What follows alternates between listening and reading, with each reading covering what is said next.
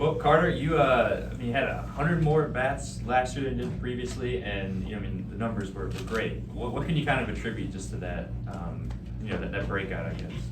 I attribute it back to Coach Godwin and Coach Bortles. Last year they believed in me, they instilled confidence in me, and the cliche that baseball is a game of failure is a real thing, but once you kind of learn to handle that adversity and start building some confidence, it's only up from there. So I attribute it to those guys, and then the confidence piece, obviously.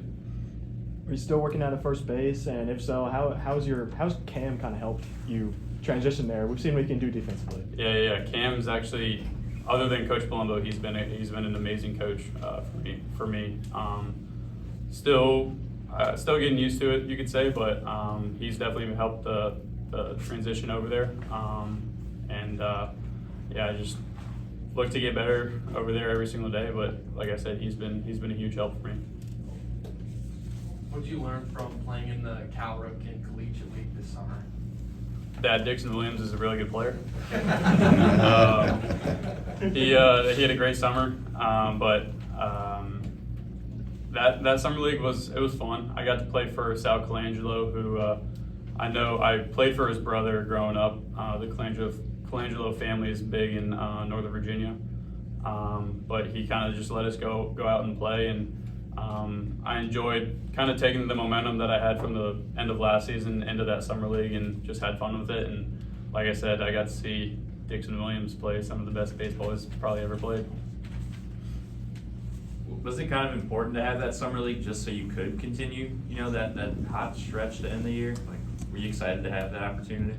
I certainly was. I was actually sitting at home and I texted Coach Godwin one day and I was like, honestly, I was just kind of bored, to be quite honest. Like, I ended the season strong and I just had wanted to get more ABs. It wasn't necessarily like I didn't need to work on anything or something. I was just bored and wanted to go play, and I knew Dixon was there and I knew Sal Colangelo was the coach, and Coach Godwin granted me that opportunity and I just had fun with it.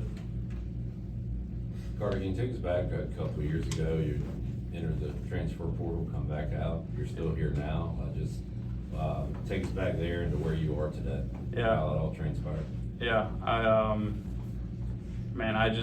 think back to a lot of people that have poured into me. Probably the most significant person is Mike Aman. He was a huge blessing to me and my family. And then obviously the relationship that I have with Coach Godwin obviously helps that, and it's a testament to the coaches because they care more about you as a person than they do as a player. And once that whole situation kind of came up, Coach Godwin and Coach Palumbo handled it very well.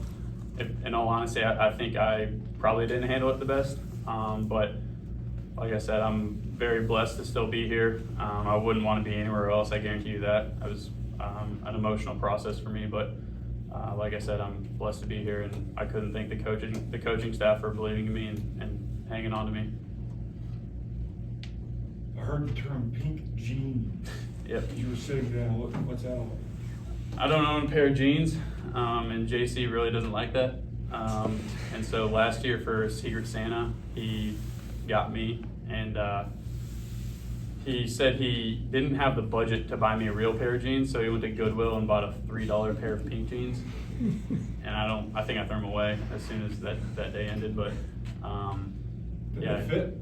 No, I didn't even try them on, but they were like, they looked like capris, so I just threw them away immediately, honestly. So. I asked Danny this too, but all the in-state schools you guys play, just how fired up do you get as a player for those games? Yeah, no doubt. It's always fun to play those in-state schools, and to think about how the quality of baseball in the state of North Carolina is. It only helps us. It only makes us better. But obviously those rivalry games are always fun to be a part of. I think they bring out the best in both teams, and that's why they're on our schedule. Coach Godwin and Coach Palumbo do a great job of scheduling those games. So it's fun for us. It's fun for the fans, and at the end of the day, it just makes us better. Other than first base, some big pieces to the team graduated, moved on, played pro ball, that sort of thing. How has your role overall kind of changed with the group? I think myself as more of a leader on the team, and my job is really just to ensure that we show up to practice every day and get better. I think I can obviously do a better job of that, but my role in the team now is just to ensure that the guys are ready to go. And for my personal role, I'll do whatever it takes to help the team win. If it's first base, it's first base. If it's left field, it's left field. It doesn't matter to me. But my job as a player and as a leader right now is just to ensure that the guys are ready to go, because we still got 3 weeks till the season starts and we still got plenty of work left to do. Do you feel like you guys are in a good spot with that for where we are right now? I do. Right now we're in a good spot. We actually had a really good weekend of practice this past weekend. I mean, we say it every day, but just to get 1% better every day is, and I know Coach Knight's actually touched on it, but just being the best version of yourself every day is what we strive to do. And we're in a good spot now, but there's still plenty of work left to do before we can step foot on game one.